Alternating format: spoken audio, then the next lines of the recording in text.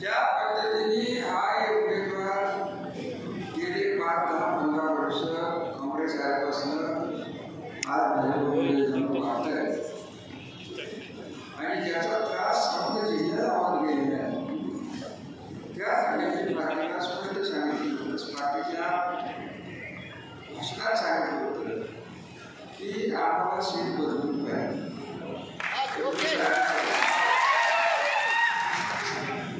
एक लक्षात घ्या की आपण महायुतीचे एक सदस्य आहोत. संजय गांधी तुम्हाला ते सांगितलं की आपण महायुतीत का गेलो, अजितदादाचं नेतृत्व आपण मानलं. तुम्ही सगळे जर कार्यक्रमाला बोलवलं, तुमचे विचार ऐकायला बोलवलं, निर्णय घ्यायला बोलवलं नाही. निर्णय मीच घ्यायला काय घडणार तुम्हाला 2 दिवसातून सांगा. तुम्ही गडबड करू नका. गार्गे साहेब ते बोलले, सुरेंद्र बोलले साहेब ते बोलले, माझं वय लक्षात घेऊन पुढची आपली 20-30 वर्ष कशी जाणार आहे पटकन नाही तर सातारा जिल्ह्यात याच्यासाठी ही आपण मिळावं. मोदी साहेबांच्याबद्दल आपण मोठे आपण मोठे नाही. भारतीय जनता पार्टीला किती चुकते हे सांगायला मी तुम्हाला बोलवलेलं नाही. अजितदादांनी काय करायला पाहिजे हे सांगण्यासाठी मी तुम्हाला बोलवलेलं नाही. तुमच्या भावना या विमा अपेक्षित होत्या आणि या भावना जर बाहेर पडल्या नाहीत तर आमची राष्ट्रवादी आमच्या जिल्ह्यात राहील की नाही अशी शंका निर्माण झाल्यानंतर आपल्याला प्रामाणिकपणे आपण ज्या निर्णयाच्या नेत्याच्या मागे गेलेलो आहोत त्याच्या कामावर हा सगळा इतिहास घालायला पाहिजे आणि सांगून महाराष्ट्रात आजचा हा कार्यक्रम होतो. माझा त्या उमेदवाराविषयी काय माहीत नाही, मला माणच्या आमदारांच्या विषयी काय म्हणणं नाही, त्यांच्या पद्धतीने देतात. परंतु आमच्या मागे गरजच नसेल त्यांना तर मग आम्ही तरी हा हट्टाच का करावा की नाही आमची मतं घ्याच, आमची मतं घ्याच, आमची मतं घ्याच. हा खरा विषय आहे. त्याला इतका आत्मविश्वास आहे की रामराजे आणि रामराजांच्या मानणारी लोक किंवा विचाराची मंडळी ही जरी कोणती केली तरी आपण निवडून. पण तसं असतं तर आपल्या नेत्याला आपण जाऊन सांगू की बाबा आम्ही त्यांच्या आयुक्तीतनं बाहेर पडायला गेला हा निर्णय वेगळा. कोणाला स्पष्ट सांगतो मी शब्द बदलणारा माणूस नाही. हे 99ला तुम्हाला विचार करून सांगितलं होतं की मला माधवराव शिंदेचे फोन आले पाहिजे तुम्ही काँग्रेसकडे घ्या. तरी मी एकदा शरद पवारांच्या मागे राहिलो, शरद पवारांच्या मागे शेवटपर्यंत राहिलो. त्याचा आपल्या तालुक्याला फायदा तोटा काय नाही झाले, फायदाच झालेला आहे तोटा होण्याचा दृष्टी. आणि त्यामुळे उगाच भावनेच्या भागात तुतारी करू, मशाल करू, शेती करू, अजून काय करू या भानगडीत चालणार नाही. काय करायचा हा निर्णय माझा स्वतःचा आहे आणि जसं तुम्ही सांगितलं की तुतारी हाताशी घ्या त्याप्रमाणे सगळ्यांनी हात वर करून सांगा की रामराजे तुमचा जो निर्णय राहील त्याच्याबरोबर आम्ही राहून टाकू. हे जे बोलले हे भावानी राजकारण होते, राजकारण काय आजचं नाही.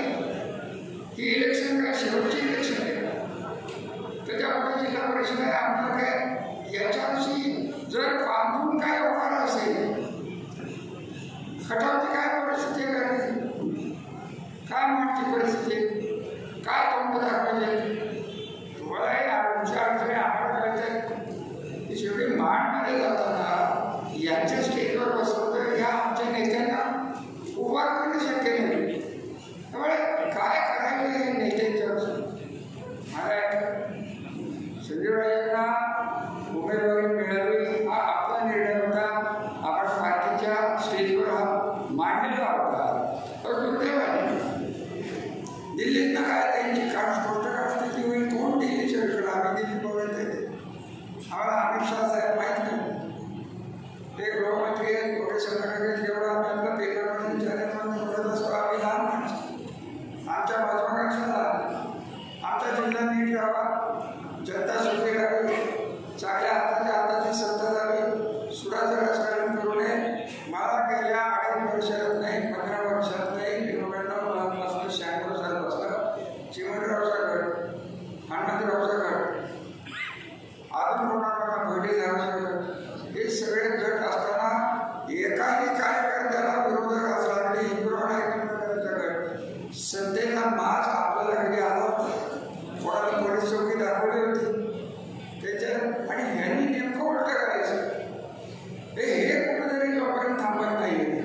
आणि हे थांबायची विनंती. खरं आपल्याला काय थांबायला लागणार आहे की प्रशासन आज यांचं असं ऐकते की प्रशासन म्हणजे यांच्या दारातले नोकर आहेत असंही ऐकायला लागले. हे जर थांबलं तर आपल्याला भविष्य त्याला आपलं भविष्य साधी साधी कामं असतात. त्याला कोणाला तरी सांगायचं सांगायचं वाळू पोलीस अमुक आणि काय नाही तर शेवटी म्हणायचं बघ नाही तुमच्या आठवणी झालं की नाही अवस्था हे ऐकतं की नाही म्हणतात. मला काय त्यांच्या वादात पडायचं नाही, मला काय घेणं देणं नाही. त्या माणसाने त्यांच्याविषयी स्वतःची वागणूक बदलण्याचं सत्य द्यावं. आम्ही स्वतःचं राजकारण करणार नाही, आम्ही कार्यकर्त्याला हात लावणार नाही, आम्ही कार्यकर्त्याला दल करणार नाही, कार्यकर्त्याला लोकशाहीत असलेल्या मर्यादा पाळायला व्हॉट्सअपवर असेल नाहीतर अजून कुठं असेल मनमोकळेपणाने काम करायला आम्ही संधी देऊ. हे का बोलतं आज इतके दिवस झाले नाव घेतले सारा होऊ नये, गरजच नाही. आणि तुमचे आमदार असं काय बोलत असतात माने आपलं देशाचं समजा जिल्हाच त्यांचा चला इकडं होतो नमस्कार आपल्या आवाज शुभेच्छा द्या त्यांना देखील एवढा मोठा माणूस जर बोराड पडायला तर आपल्याला काय मुस्लिम नेतृत्व करायचं, काय करायचं पोलीस आहेत, काय करायचं लाभीच्या, काय करायचं नेतृत्व साहेब यांना मुख्यमंत्री करतात ते विषय संबंध. केवढा मोठा माणूस आहे हो, राजकीय तत्वज्ञान किती मोठं आहे, वाटणं किती मोठं आहे त्यांचं. आणि ह्या माणसांनी ज्या हाताला हा जिल्हा गेला आपल्या तालुक्याला बदल पडाला. आणि तोपर्यंत आताचे उमेदवार स्वतःच्या बुद्धीने आणि हा माझा तालुका आहे असं जोपर्यंत वागत नाही त्यांच्या सल्ल्याने सगळे या तालुक्याचं जर चालणार असेल आमची त्यांची काय खाजगी मांडली राजकीय मांडली मान तालुक्यात काय चालतं आम्ही लोक काय तुमच्यापर्यंत सगळं पोचत नाही. काही लोकांना कसं सहन करायला लागलेलं आहे याची जाणीव तुम्हाला मिळालं आहे. त्यामुळे स्पष्ट माझे आदेश आहे की कोणीही जास्त 4 दिवस 8 दिवस थांबा. अजून एक वेळ आहे 7 तारखेपर्यंत फॉर्म भरायचे. आपली भूमिका मी सांगणार आहे. उमेदवार बदला संजीव राजा द्या मला म्हणून नाही हा उमेदवार नको किंवा उमेदवाराने आम्हाला कन्व्हिन्स करावं की माझ्या हाताने चुकला असेल आम्हाला विश्वास द्या माझं चुकलं असेल तर मी माफी मागतो याच्यापुढे मी वाढणार ते राहिलं मागतं यांचं चाललं. मला वेळेला कारण पाठवतं मला माझ्या दोस्ताबद्दल तर त्यांच्या धोरणात काय अर्थ राहिले लेवलच झाला नाही तर लेवलचं वाढणं शक्य होणार नाही. आणि कसं राजकारण याच्यात बदल गेले याचं कारण कोणी हे सोडणं अत्यंत गरजेचं आहे. शेवटी या जिल्ह्याला इतिहास होतो, त्या जिल्ह्याला संस्कृती होती, त्या जिल्ह्याला राजकीय विचार होतो. आज कोरेगावमध्ये लोक आले, कोरेगावमध्ये 25 वर्ष नाभिक समाजाचा आमदार होता की नाही एवढं सांगा. 90% लोक साहेब तुमची मराठा तरी कोरेगावचा आमदार नाभिक समाजाचा. ही आपली संस्कृती आपण सुरू केली. जातीवर चाललंय, ह्याच्यावर चाललंय, दहशतीवर चाललंय, वाळवर चाललंय, याची वाळव जाऊ त्याची वाळव जाऊ त्याची पटकनी काढणं पोलीस चौकीचं राजकारण हे कुठपर्यंत करणार आहे. कोणाच्या नावात मोदी साहेबांनी त्यांची दूरदृष्टी असेल त्यांची पद्धतीचे काय असेल त्याच्यावर मला काय बोलायचं आहे का मी स्वतःला तेव्हा मानत नाही नव्हतो त्यांच्या प्रेम मानतो. हे जे सांगता येतं भारतीय जनता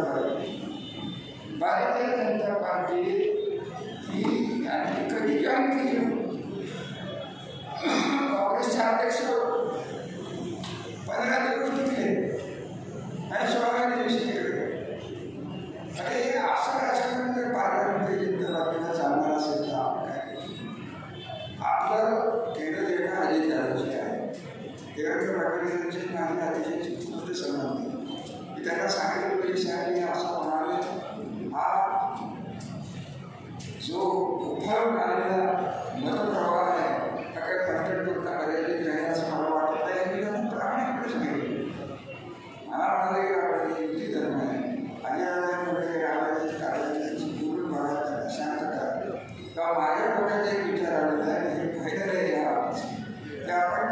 बोललेलं आहे हे त्याच्याकडे मीडियाने आवडी पोहोचवली. दुसरी गोष्ट, आज फक्त पैशांचा प्रश्न नाही, खताचा प्रश्न आहे, मागचा प्रश्न आहे.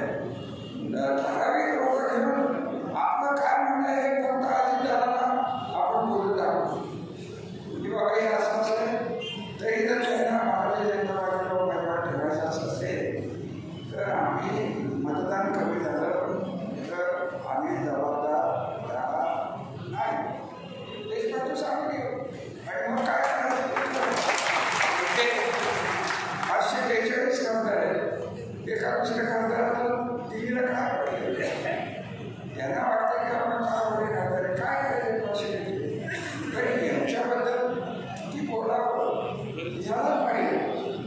आणि कटाळा आपण बोलून यायचे बारामतीचा विषय काढला, पाण्याचा विषय काढला, नीरा देवकर और नीरा देवकर रात्री 3-3 पर्यंत पुनर्वसनाच्या बैठका घेतल्या म्हणून नीरा देवकर झाला आणि शासनाच्या किलोमीटर सांगायला पाहिजे सगळे 14 साली काही तांत्रिक कारणामुळे या कारवाईच्या दुसऱ्या पुढच्या 66 किलोमीटरचे फायटर आणि मार्शल्सच्या न्याय टेंडर निघू शकलेले आहेत.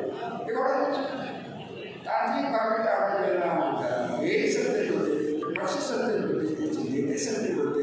काँग्रेस होतं पृथ्वीराज चव्हाण साहेब त्यांनी आणायचं कोणी चेअर होते चेअर गटावर प्रशासकीय माहितीचा कष्टांना आपल्याला झाले नसतात तर पुस्तकं उरमडी झाले नसते ताराही झाले नसते असं पैसे नव्हते काय करणार बरं बोलायला माहिती एवढं नाही माहिती सगळं मीच केले ही जर बाबा यांची बोल आहे 4.5 वर्ष मुलं होते तर मला तुम्ही स्पष्ट सांगा की पाठीमागं काय फक्त माडापडा सांगलेली आहे पंढरपूरला होतं जातं होतं आणि ते सगळे पैसे मी आणले तरी यांनी आपल्याला नीट तरी घ्या. जाहिरातबाजी शिवाय ज्या ग्रस्ताला लोकांच्या विषयी भेट नाही, माणूस नाही, अशांच्या बरोबर राजकारण करणं माझ्या दृष्टीने अयोग्य आहे. ते काम कारण मी त्याला स्पष्ट सांगणार माझा खूप बोललं परवाच्या मीटिंगमध्ये खूप बोलवलं वेगवेगळे एक शब्द बोलले जे कोण बोलवलं त्याचे मागचे आमदार बोलले आणि विषय बोलला तुम्ही काय केलं, मी काय केलं, आपण काय केलं, तर काय केलं ह्याच्यावरच त्याचं चालू.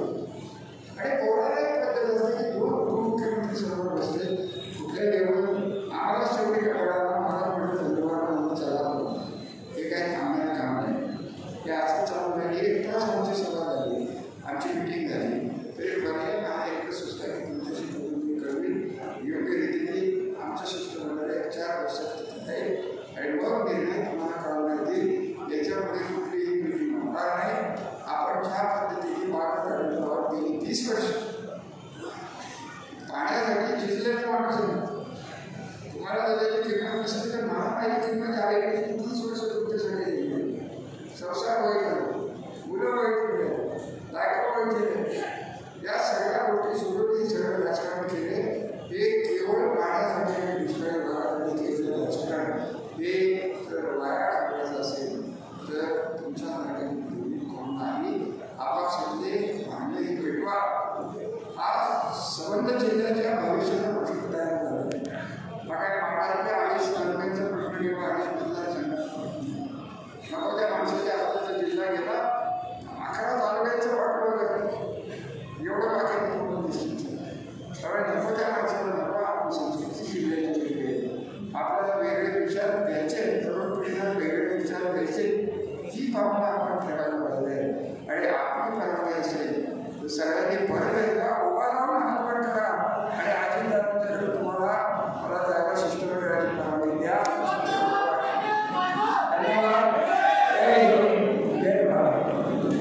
गोविंद शिल्प घेऊन येत आहे एकूण 80 ट्विन बंगलोचा भव्य दिव्य पंढरपुरातील एकमेव प्रकल्प.